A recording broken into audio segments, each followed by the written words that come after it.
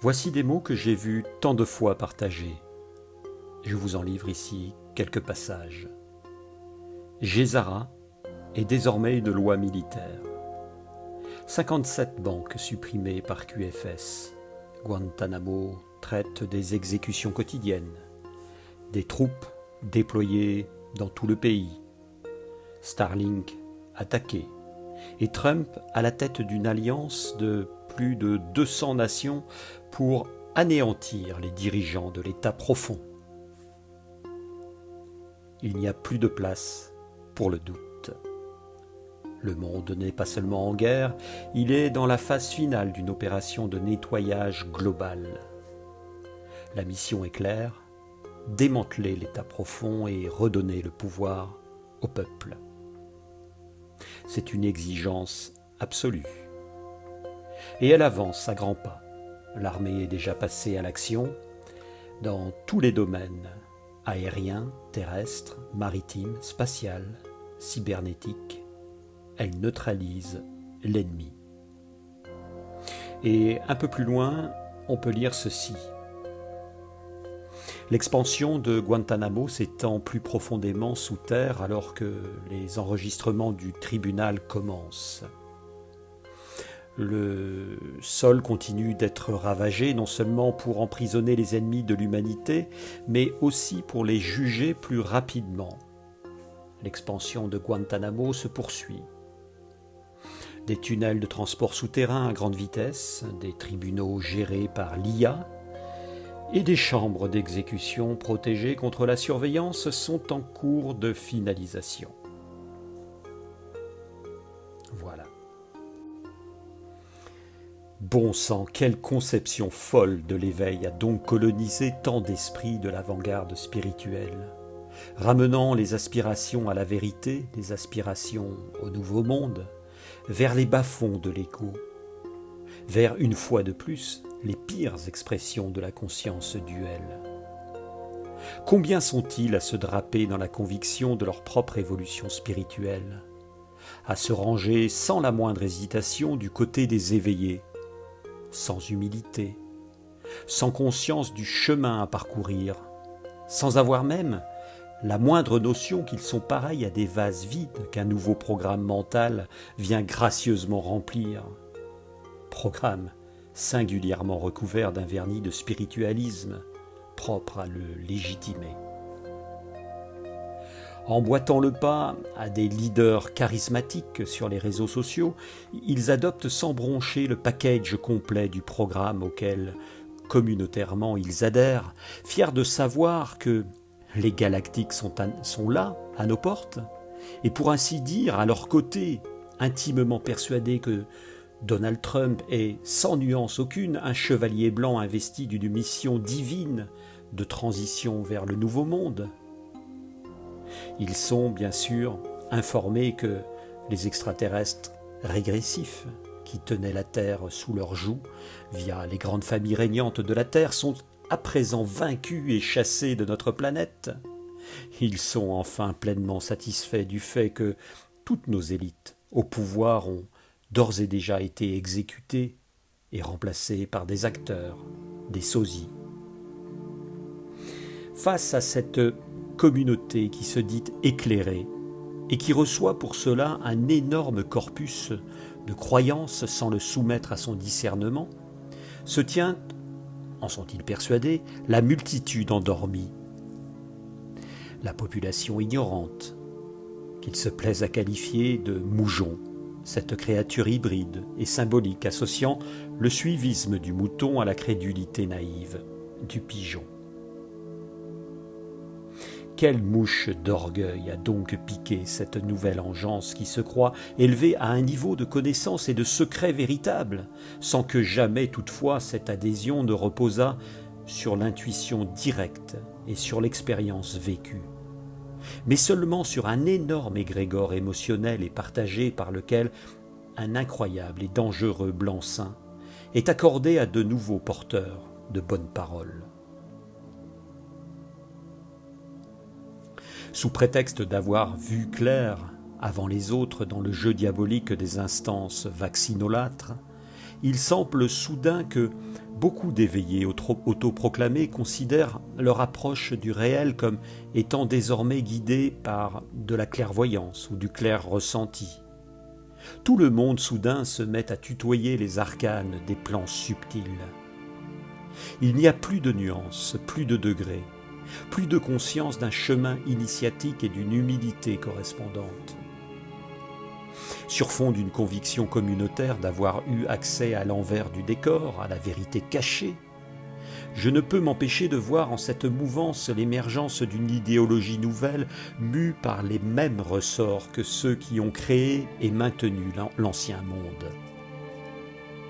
J'y vois avant tout, par-delà la grille de lecture d'une géopolitique occulte bien réelle, un besoin égotique d'appartenance et d'autoglorification émotionnelle, ainsi qu'une immense effusion qui fédère les âmes dans une fraternité dont les bases appartiennent pourtant à d'autres, bases qui, pour le coup, demeurent invisibles dans le seul mécanisme d'une foi aveugle.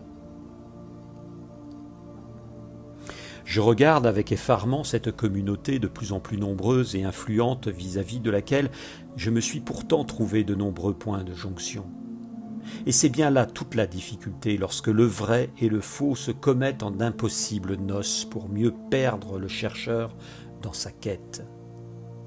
Voici que, depuis les premières percées de QAnon aux États-Unis en 2017, depuis la dénonciation ô combien salutaire d'un état profond tout à fait réel, l'éveil spirituel de nombreux êtres humains s'est trouvé adossé à un ensemble de postulats et de dogmes consubstantiels à cette nouvelle croyance, faisant aveuglément reposer la confiance de ses adeptes sur un concept clé aux allures prophétiques, celui de l'alliance.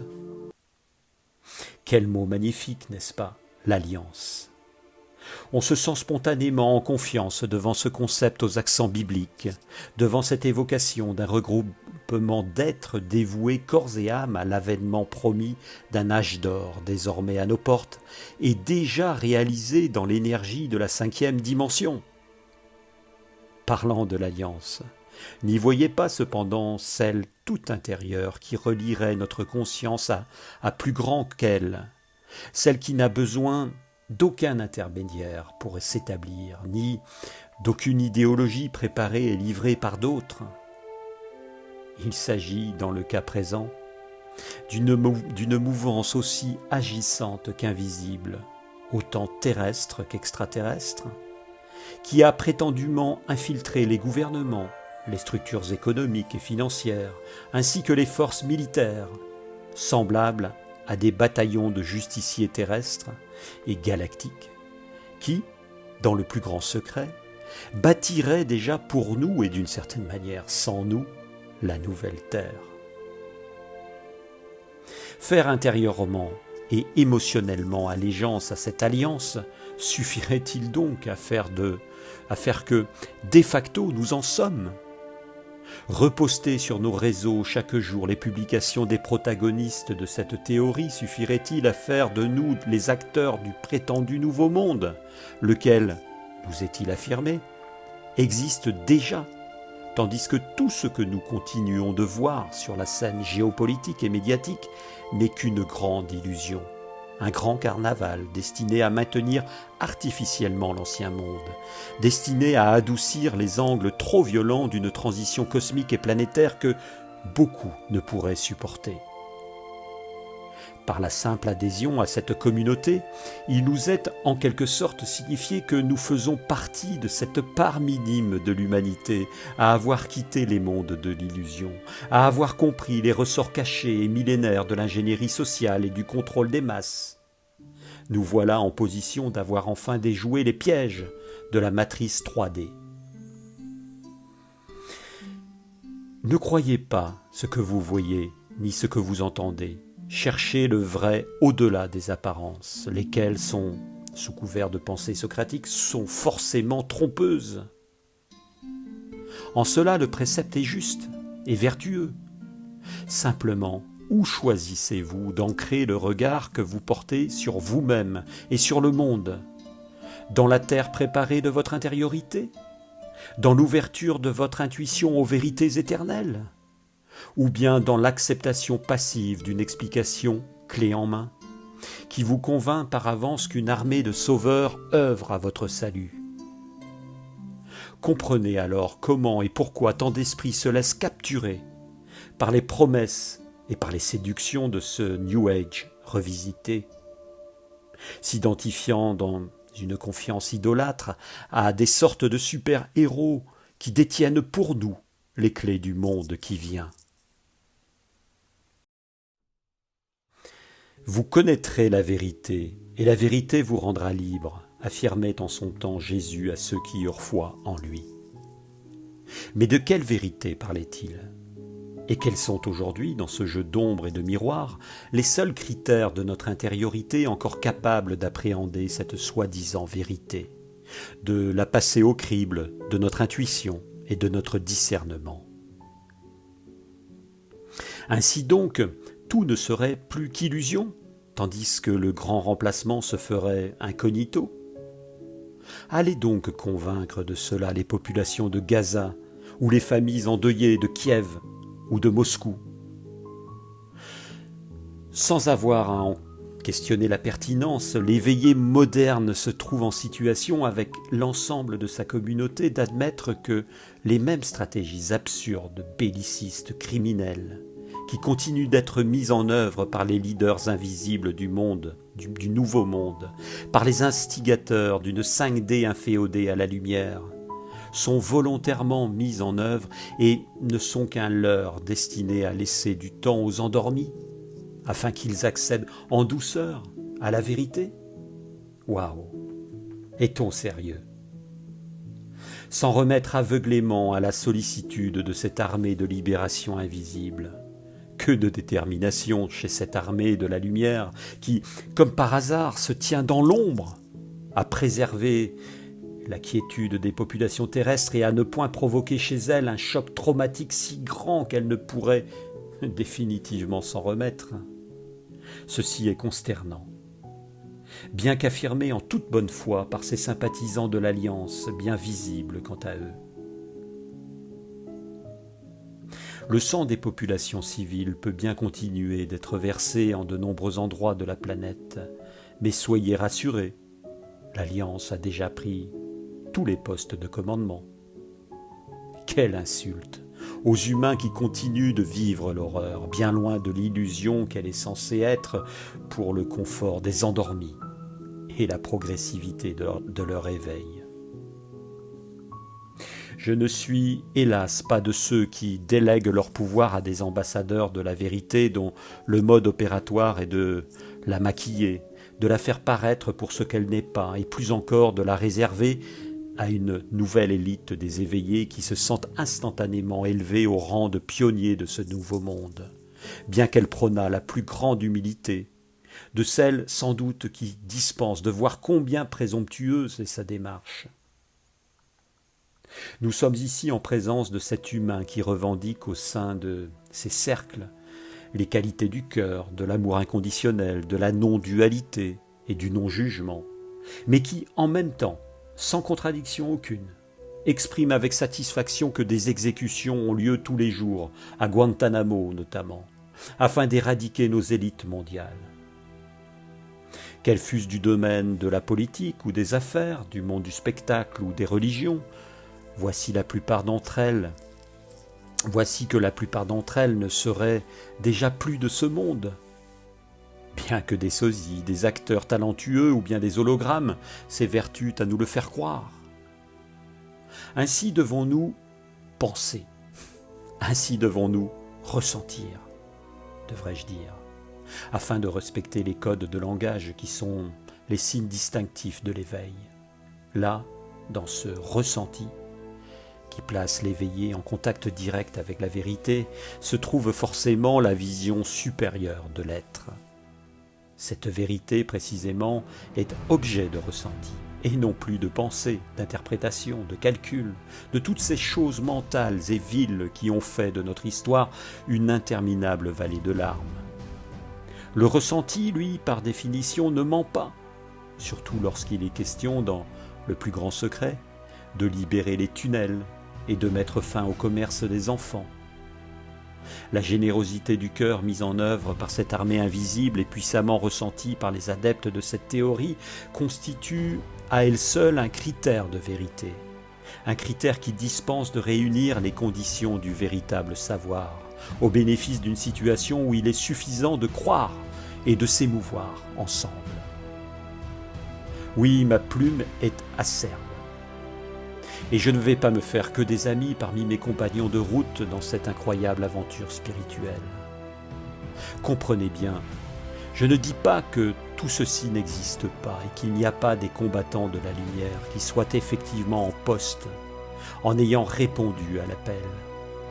Je m'inscris seulement en faux face à ce bullshit émotionnel et sécurisant, à cette nouvelle religion aux allures holistiques capable d'agréger savamment les ingrédients du New Age et surtout capable d'anesthésier durablement l'humanité en éveil, qui tente pourtant de percevoir à nouveau en elle les chemins jusqu'ici obstrués vers la lumière.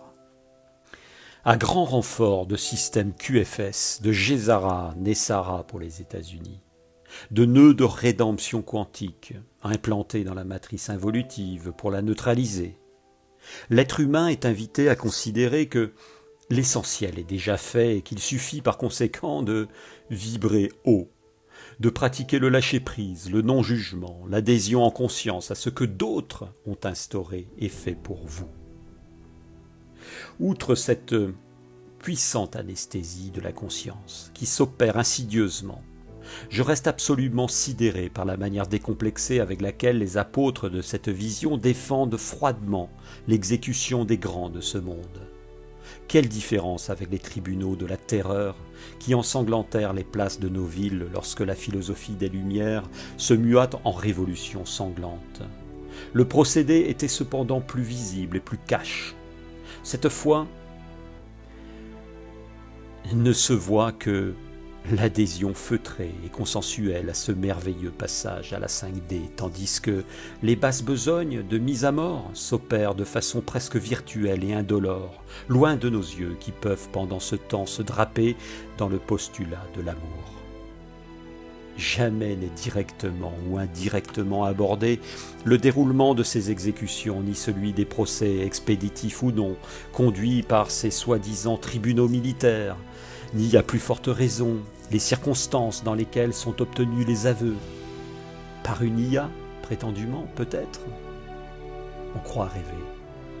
C'est comme si, s'agissant de l'alliance avec un grand A, tout y était propre, tout y était juste, d'une justice qui n'a par conséquent pas à être questionnée, ni décortiquée, ni, plus encore, à être directement accomplie sous nos yeux.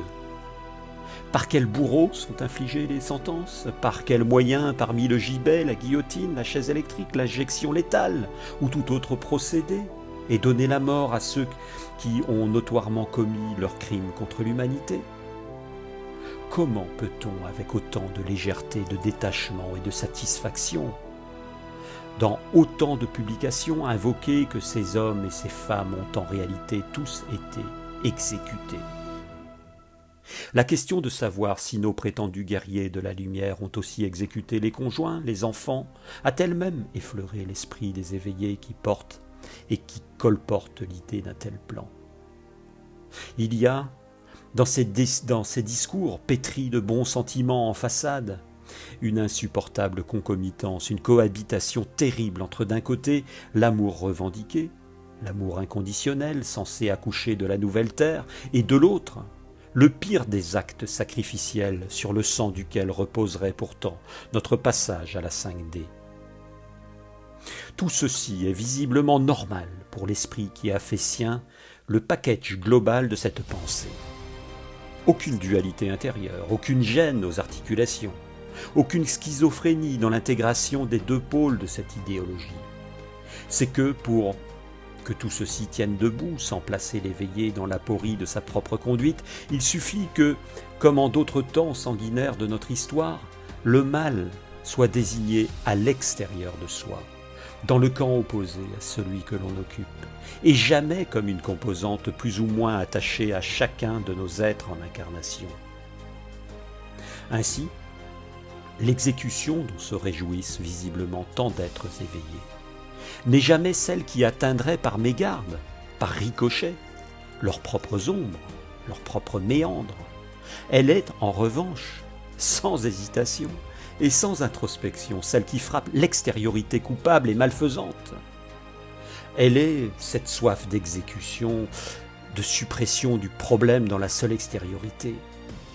Elle est l'étonnante nécessité de devoir fonder le nouveau monde sur le corps de victimes sacrificielles. Il y a déjà bien longtemps, je fus souvent choqué, en étant venu vivre ici, dans le sud-ouest de la France, d'assister au carnaval de l'école primaire de mes enfants. Chaque année était confectionnée une gigantesque femme de chiffon et de paille, à laquelle, le jour venu, devant parents et enfants rassemblés dans la cour, on mettait joyeusement le feu. Tandis qu'au micro, les enfants défilaient pour proférer toutes les choses indignes dont Madame Carnaval s'était rendue coupable, on voyait les flammes s'emparer de son corps, puis de son visage, somme toute bien humain.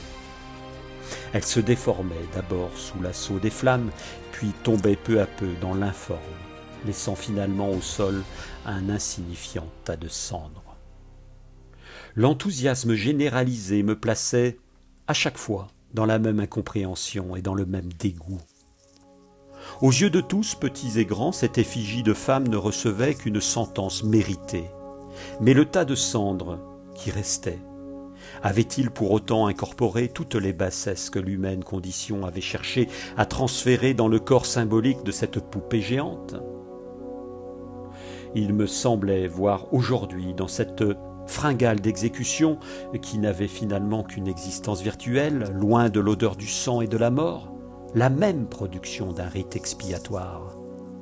La mort annoncée de nos coupables élites, la mort lointaine et puissamment lissée par le filtre des réseaux sociaux, en était devenue indolore et soluble dans la 5D.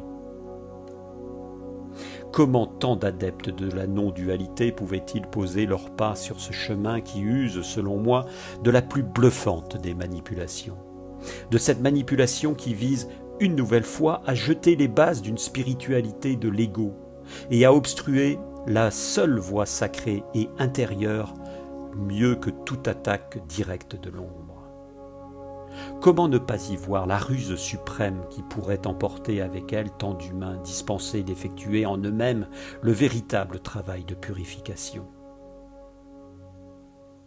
Cette vie m'a conduit à cheminer seul dans les sentiers de la quête spirituelle qui est avant tout une quête intérieure. Elle m'a fait me sentir constamment à l'étroit dans les systèmes de croyances dont je ne pouvais moi-même éprouver intérieurement la pertinence. Je me fourvoie aussi. Je donne parfois mon assentiment à des courants de pensée dont je reconnais ensuite combien ils étaient sous-tendus et traversés d'une intention insidieuse et délétère. Mais je ne peux entrer, comme le font tant de mes compagnons de route, dans cette nouvelle idéologie de substitution. Elle n'est à mes yeux qu'une très grossière tentative de récupération et de recyclage des aspirations nobles de l'humanité, afin que celle-ci s'égare une fois de plus, tout en étant cependant convaincue d'être sur la voie royale de son salut. Cependant, les mêmes tentations grégaires guettent le bateleur avec ses nouveaux outils de compréhension. Mieux j'ai compris les mensonges des médias, davantage je me sens appartenir au camp réconfortant de la vérité. Puisque j'ai l'intelligence de ce que les autres ne voient pas, j'adopte les postures communautaires et codifiées du complotisme assumé. Je suis fier d'avoir percé les arcanes de la marche du monde face à l'obscurantisme servile des masses. Oui, mais à quel niveau de connaissance de l'être ai-je placé mon regard ? Jusqu'à quel niveau de subtilité des mondes mes antennes s'élèvent-elles ? Avec aplomb, je dénonce les maux de l'extériorité. Je condamne les élites, tel un adolescent qui s'en prendrait à l'autorité de son père et ne s'affirmerait qu'en ayant réussi à le mettre à terre. Aussi loin puis-je aller ? dans les supputations des méfaits d'un état profond, aussi peu je m'aventure dans la connaissance de mes ombres, qui sont pourtant l'exact pendant de mes projections holographiques sur l'existence supposée d'un complot mondial. Je ne dis pas que ces mots n'existent pas, je ne dis pas que cette engeance diabolique est sans réalité. Je vois seulement un problème, un énorme problème, semblable à un éléphant que nous ne voyons pas, bien qu'il occupât tout le volume de la pièce de notre propre conscience, incapable de se tourner vers elle-même. Animés du sentiment d'avoir compris avant tous les autres, nous ne voyons pas que nous nourrissons en réalité nos ombres inconscientes à travers le procès que nous intentons au réel. Nous dénonçons à l'extérieur des réalités qui sont avant tout le miroir de notre propre état d'évolution ou d'involution. Avec présomption, avec le sentiment d'une supériorité de conscience, nous rallions une fois de plus les rangs d'une idéologie, d'un égrégore, d'un système qui excelle dans ce que des millénaires d'histoire humaine n'ont pas réussi à atténuer: la domination et la division. Tout ceci, bien sûr, sans jamais prendre conscience de ce qu'au sein de cette division s'incarne une perpétuelle et indépassable dialectique du maître et de l'esclave. Nous reproduisons à l'identique les anciennes structures dualistes de l'ego qui ne sait se poser, voire s'imposer, qu'en s'opposant. Alors, tant qu'à faire, l'esprit éveillé n'a plus qu'à ouvrir grand les vannes de sa vertueuse vision du monde, mettant sur la table les preuves les plus accablantes et réclamant avec véhémence que tombent les têtes des élites corrompues. Il s'en faudra de peu que les uns ne pérorent sur la bite à Brigitte et sur le mensonge d'État qui en résulte, tandis que d'autres retweeteront à qui mieux le mouchoir présidentiel aux allures de sachet de coke dans un train belliciste roulant vers Kiev.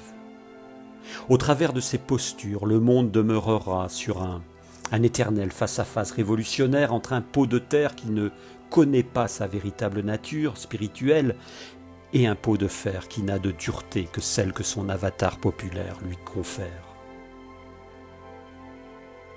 La seule oubliée dans cette histoire sans fin, est la vérité de l'être, la réunification dans la lumière de nos instances divisées. Tant que nos blessures et nos démissions n'ont pas été regardées en face, elles insuffleront dans la trame extérieure du monde matériel les ferments redoutables de la guerre. Nous avons oublié qui nous sommes et d'où nous venons. Nous avons totalement perdu de vue que ce monde fracturé est notre œuvre, notre projection intérieure dans les dimensions matérielles de l'extériorité. Ce monde, nous l'entretenons, nous le perpétuons, avec colère, avec haine, mais aussi avec une arrogance le plus souvent invisible au travers de laquelle nous préférons nous poser en victime plutôt que d'identifier les prétentieuses velléités de notre ego. Face à l'esprit, face à la reliance de notre intuition à notre plan d'origine, notre intellect ou notre ego sont pareils à la grenouille de La Fontaine qui voulait devenir aussi grosse que le bœuf. Ainsi nous égarons-nous une fois de plus lorsque l'intelligence involutive qui gouverna jusqu'ici notre monde nous jette à la volée des miettes étincelantes dans notre champ de vision étriqué. Croyant être sortis de la caverne platonicienne, nous n'avons fait qu'en dupliquer la structure, fiers du trousseau de clés en plastique qui, hélas, n'ouvre aucun des portails intérieurs que le royaume des cieux nous invite pourtant, plus que jamais, à reconnaître et à franchir.